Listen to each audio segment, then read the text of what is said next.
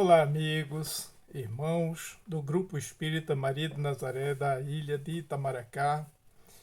Alô, amigos ouvintes dessa live. É uma alegria muito grande para nós estarmos aqui mais uma vez para falarmos dos Evangelhos de Nosso Senhor Jesus Cristo.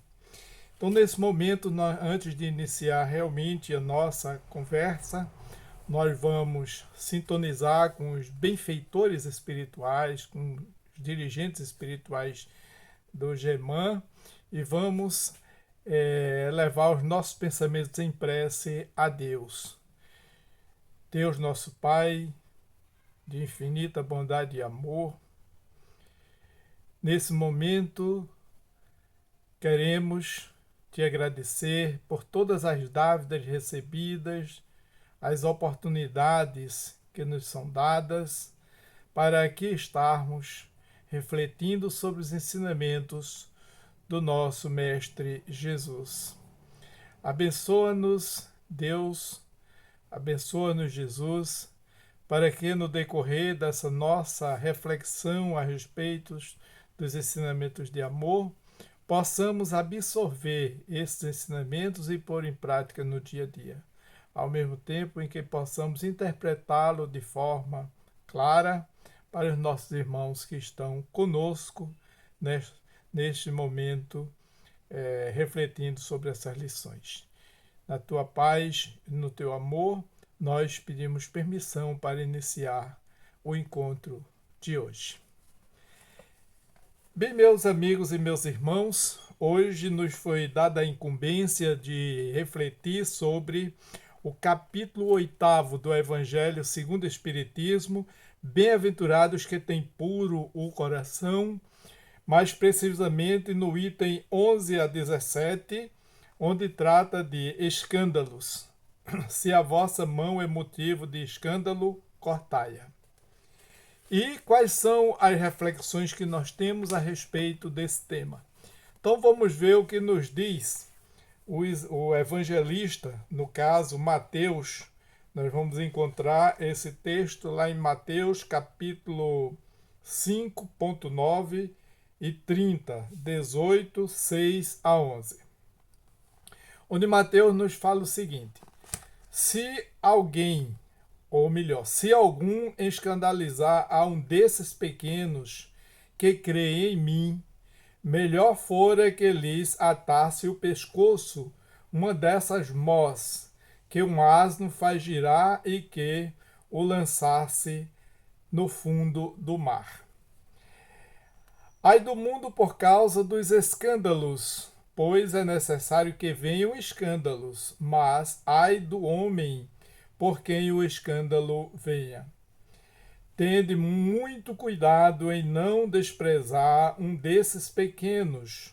Declaro-vos que seus anjos no céu veem incessantemente a face do meu Pai que está nos céus, porquanto o Filho do Homem veio salvar o que estava perdido. Se vossa mão ou vosso pé é objeto de escândalo, cortai-o e lançai-o ao longe de vós.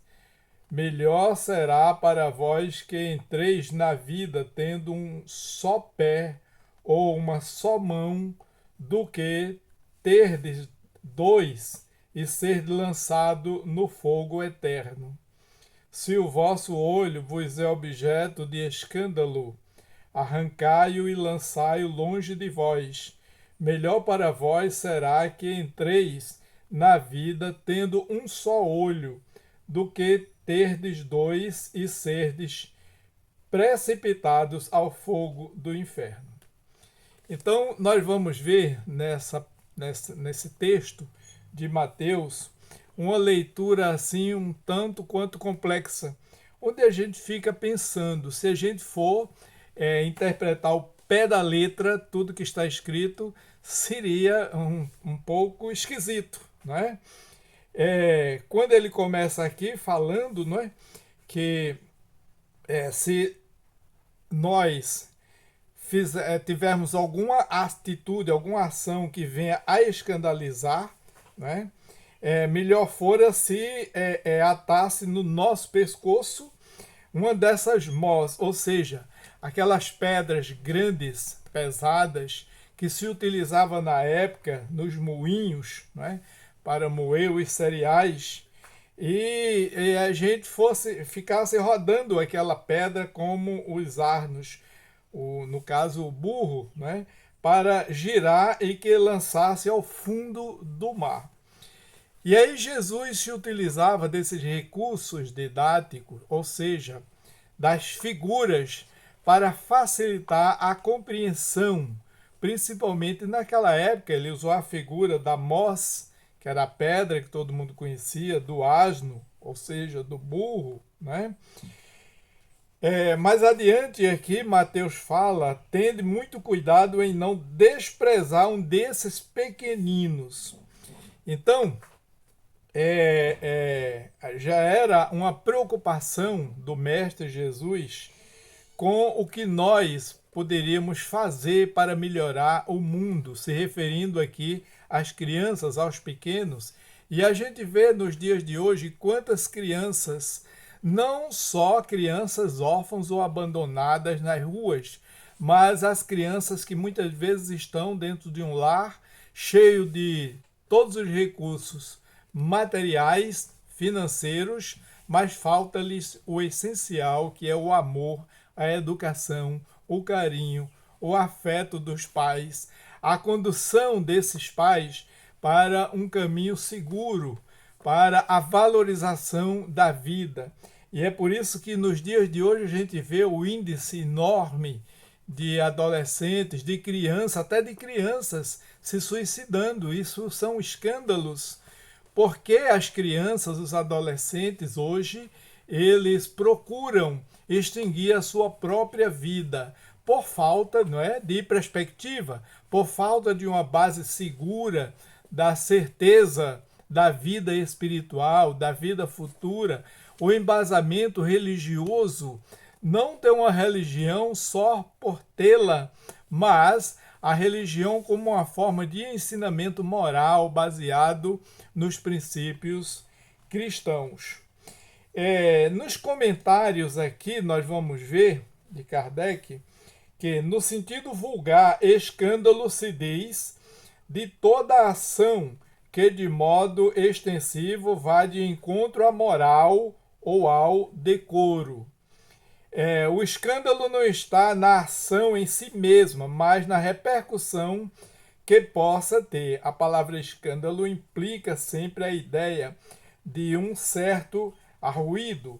Muitas pessoas se contentam com evitar o escândalo porque esse lhe faria sofrer o orgulho, lhes acarretaria perda de consideração da parte dos homens, desde que as suas torpezas fiquem ignoradas. É quando basta que se lhes conserve em repouso a consciência. São, no dizer de Jesus, sepulcros branqueados por fora, mas cheios por dentro de podridão, vasos limpos no exterior e sujos no interior. Essa outra recomendação de Jesus para não sermos como os sepulcros caiados por fora, ou sermos somente aparência. Muitas vezes nós aparentamos até um aspecto de religiosidade, estamos sempre na nossa igreja, no nosso templo, orando, mas as atitudes do dia a dia são todas ao contrário.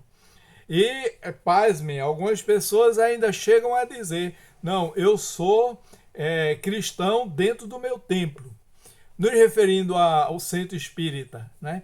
Eu sou espírita dentro das quatro paredes do centro espírita. Saiu do centro espírita, eu sou uma pessoa do mundo. Mas espera aí, o centro espírita também não é o mundo? Não está no mundo? E onde é que está a minha conduta? Onde está o que eu aprendo dentro do centro espírita? Que o centro espírita é a escola de almas. A gente vai lá, é o ambiente, lógico, a gente tem toda uma assessoria espiritual, mas nós vamos lá para aprendermos as lições do mestre e pôr em prática no dia a dia. É a mesma coisa que você frequentar a escola por vários anos, se formar, não é? Ter seu diploma na mão e quando sair dali no dia a dia, na área profissional, não saber nada sobre, por exemplo, a legislação do curso que você fez, né? A aplicação dos conhecimentos no campo da medicina, como era que você ia ser um cirurgião, como era que você ia ser um advogado. Se você, fora da escola, você é outra coisa, você não precisa pôr em prática os ensinamentos lá da escola. Logo, o Centro Espírita é uma escola de almas, onde a gente vai, doentes, cheios de defeitos, ignorantes, vamos aprender e praticar no dia a dia. Nós vamos ver ainda aqui no texto de Kardec, no sentido evangélico, a acepção da palavra escândalo, tão a miúde empregada, é muito mais geral, pelo que em certos casos não se lhe aprende o significado. Já não é somente o que afeta a consciência de outrem, é tudo o que resulta dos vícios e das imperfeições humanas, toda reação má de um indivíduo para o outro, com ou sem repercussão. O escândalo, neste caso, é o resultado efetivo do mal moral. Não adianta eu evitar o escândalo só para me livrar da repercussão. Ele falou anteriormente da questão do orgulho, por conta do nosso orgulho. Muitas vezes, quando nós erramos, praticamos algo que não está dentro dos princípios morais, e aí a gente se arrepende, mas a gente quer encobrir ou disfarçar. Não, a gente tem que assumir que errou e vamos resgatar a prática da humildade, a prática do reconhecimento, porque o problema não é errar, o ruim é permanecer no erro, ou tapando o sol com a peneira, ou jogando o lixo para debaixo do tapete. Nós temos que assumir aquilo que nós somos, aquilo que nós fazemos. Se eu errei, eu devo reconhecer que errei. No entanto, eu devo procurar não errar mais. Há um adágio que diz: errar é humano. Permanecer no erro é burrice, mas essa frase ela não está correta. O correto é: errar é humano, mas acertar também é humano. Porque às vezes a gente repete o erro pelas nossas próprias dificuldades, afinal de contas estamos num plano de provas e expiação. Mas nos compete, inclusive com os ensinamentos de Jesus, procurar corrigir e não repetir aquele erro. Por isso que Jesus disse àquela mulher: vais e não peques mais. Ou seja, naquele momento ela não deixou de ser acusada pelos homens, deixou de receber um castigo dentro das leis humanas, mas Jesus concedeu-lhe o perdão, mas não a isenção de tudo aquilo que ela tinha feito, porque ele estaria contrariando a própria lei de amor e de justiça. Toda ação tem uma reação e eu preciso reparar. Ele não disse: estás perdoada, livre de tudo. Não, não é bem assim. Mas ele disse: te arrepende, muda de vida, deixa de praticar o que tu vinha praticando, vais e não peques mais. Mas esse texto ele é muito interessante e continua aqui.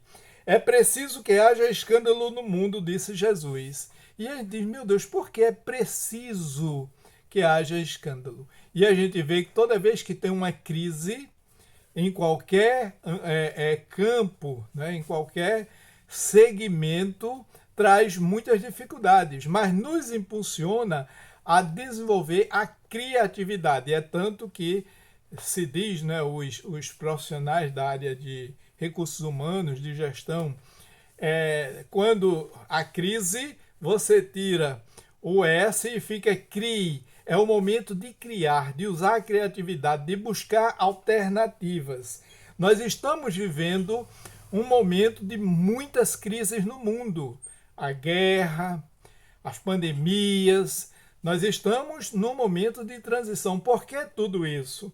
E aí Jesus reafirma que é necessário, que é preciso que haja um escândalo. Ou seja, esse escândalo é o resultado da nossa condição moral e espiritual, e eles acontecem exatamente para nos dar um freio, para nos alertar, para nos chamar a atenção.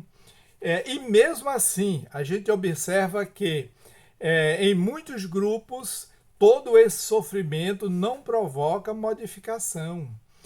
Muita gente se aproveita dessa situação em proveito próprio, sem se preocupar com o outro que está lá, né? A gente vê em coisas simples. Às vezes tem um acidente em uma determinada casa ou loja ou área comercial e as pessoas se aproveitam daquela situação para saquear, para levar, para roubar, às vezes sem necessidade, só pelo instinto de se apossar do que é dos outros, mediante a desgraça, a derrota do outro. O ser humano é assim. Então é necessário que venham os escândalos para frear o homem, para que a gente possa aprender, né? E continua aqui o texto. Porque, imperfeito como são na terra, os homens se mostram propensos a praticar o mal, e porque árvores más só maus frutos dão. Deve-se, pois, entender por essas palavras que o mal é uma consequência da imperfeição dos homens, e não que haja para estes a obrigação de praticá-lo. Nós não nascemos para praticar o mal, é uma questão de escolha, porque Deus nos deu o livre arbítrio e deu todas as condições de entendimento, apesar de termos sido criados simples e ignorantes. Mas Deus deu todas as condições do conhecimento, da sobrevivência aqui na Terra, né, da nossa inteligência, para que possamos desenvolvê-la sempre no caminho do bem e do amor.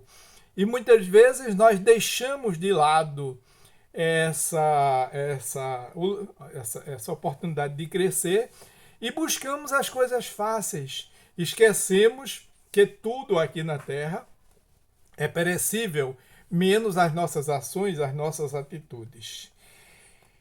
No item 14, nós vamos ver o que escreve aqui Kardec: é necessário que o escândalo venha, porque, estando em expiação na terra, os homens se punem a si mesmos pelo contato de seus vícios, cujas primeiras vítimas são eles próprios e cujos inconvenientes acabam por compreender, né?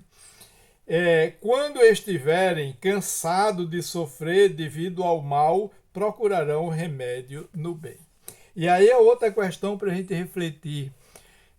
O homem muitas vezes precisa sofrer muito para poder aprender. Infelizmente, a dor é necessária. No Evangelho, nós vamos encontrar lá no capítulo 17, a dor é uma bênção que Deus envia aos seus eleitos, ou seja, a oportunidade. Quando a gente sofre, a gente sabe o que é o sofrimento do outro. Essa semana nós estávamos em reunião familiar e alguém estava falando exatamente sobre isso, que aqueles que mais sofrem são os que são propensos a ajudar mais, porque ele sente na pele e sabe o sofrimento que o outro está passando pelo que ele já sofreu. Quem nunca sofreu, quem sempre teve vida boa, o outro está ali morrendo, sofrendo, ele não está nem aí, porque ele desconhece aquele estado de sofrimento. Quando estiverem cansados de sofrer devido ao mal, procurarão remédio no bem.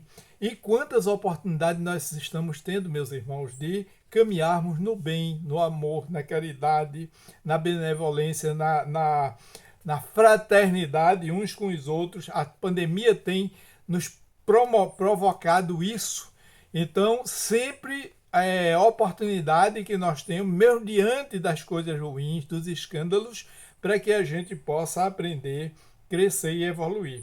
A reação desses vícios serve, pois, ao mesmo tempo de castigo para uns e de prova para outros. Castigo aqui no sentido de resgate, né? Porque na realidade Deus não castiga ninguém. Nós colhemos tudo aquilo que plantamos. é o resultado das nossas atitudes dentro da lei de ação e reação. É assim que do mal tira Deus o bem e que os próprios homens utilizam as coisas más ou as escórias. Sendo assim, dirão: o mal é necessário e durará sempre, porquanto se desaparecesse, Deus se veria privado de um poderoso meio de corrigir os culpados. Logo, é inútil cuidar de melhorar os homens. Deixando, porém, de haver culpados, também desnecessário se tornaria qualquer castigo. Quer dizer, quando nós passarmos a praticar somente o bem, nós só vamos encontrar coisas boas, algo positivo na nossa vida, né? Suponhamos que a humanidade se transforme e passe a ser constituída de homens de bem. Nenhum passará em fazer o mal ao seu próximo e todos serão ditosos por serem bons. E aí nós lembramos o que é necessário para a gente ser um homem de bem, um homem bom.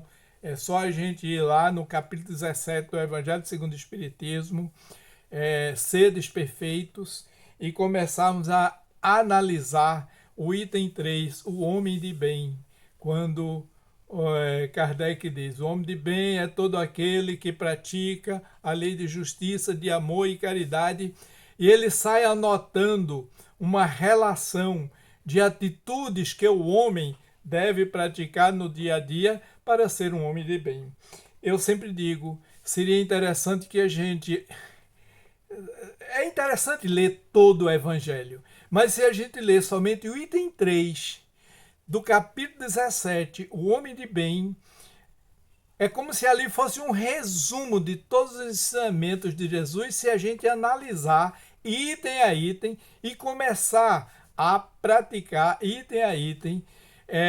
Se numa existência só nós tivéssemos condição de aprender e vivenciar tudo que ensina no item 3 do capítulo 17, nós iríamos avançar muito. Se trabalhássemos o capítulo 17, item 3 constantemente, logo, logo a Terra seria um plano de regeneração, porque os homens se regenerariam. E Kardec ainda diz, isso não é tudo, isso é só o princípio. Você veja, quanto ainda falta para a gente chegar a um mundo de regeneração, para que o bem possa reinar na Terra. Há quem não acredite, diga, nada, esse mundo está perdido, muita gente ruim, muita gente fazendo mal. Sim, tem, mas também tem muita gente fazendo o bem. Então, por que a gente não se alia aos agrupamentos que fazem o bem, que têm o sentimento de amor pelo próximo? Porque é muita gente fazendo bem. A gente é que não vê, até porque os meios de comunicação não facilitam. As notícias que saem nos jornais são aquelas gritantes, aquelas que a mídia percebe que há ibope, porque nós gostamos de escutar coisa ruim. É tanto que quando tem uma notícia assim bem drástica, bem pesada, que a televisão anuncia, aí todo mundo fala, para, vamos ver o que aconteceu. Morreu não sei quantos, quer dizer, chama a atenção. Quando é uma ação de caridade, de amor, às vezes a gente diz assim, vem ver que coisa tão bonita, tá? Mas a gente diz sem muito entusiasmo. A gente não diz, para, vamos ver que coisa, vamos imitar e sair. Mas quando é uma coisa ruim, isso porque ainda está dentro da condição humana, mas precisamos constantemente trabalhar isso. Logo é inútil cuidar de melhorar os homens, já lemos isso aqui. Deixando, porém, que haja culpados também desnecessários se tornariam quaisquer castigos. Suponhamos que a humanidade se transforme e passe a ser constituída de homens de bem. Né? Já lemos esse texto. Nenhum pensará em fazer o mal ao próximo, e todos serão ditosos por serem bons. Tal a condição dos mundos elevados. dos mundos de regeneração em diante, desde já, donde já o mal foi banido, tal virá a ser a terra quando houver progredido bastante. Vê que esperança! A terra um dia se tornará um plano de regeneração onde há predominância do bem, mas é necessário que cada um de nós trabalhe para isso, né? E aí, meus queridos amigos e irmãos, mas ai daquele por quem vem o escândalo, porque nós vamos responder por aquilo que fazemos.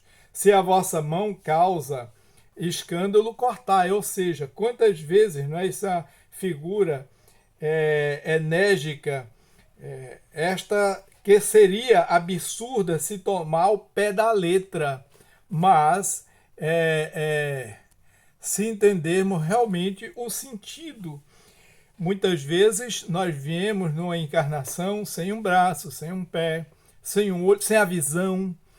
E às vezes a gente diz assim, poxa, mas a criança já de nascença cega. Por dois motivos. Ou porque ela cometeu algo muito sério e agora está resgatando, ou aquela cegueira é a oportunidade dela ver menos e pecar menos, e praticar mais o bem. Muito embora alguns se revoltam, mas a doutrina espírita ela nos esclarece com muito carinho todas essas situações. E assim, meus queridos amigos, nós estamos encerrando a nossa reflexão sobre esse capítulo. Vamos agora agradecer a Deus, elevando o pensamento a Jesus. Mestre, amigo e Senhor, mais uma vez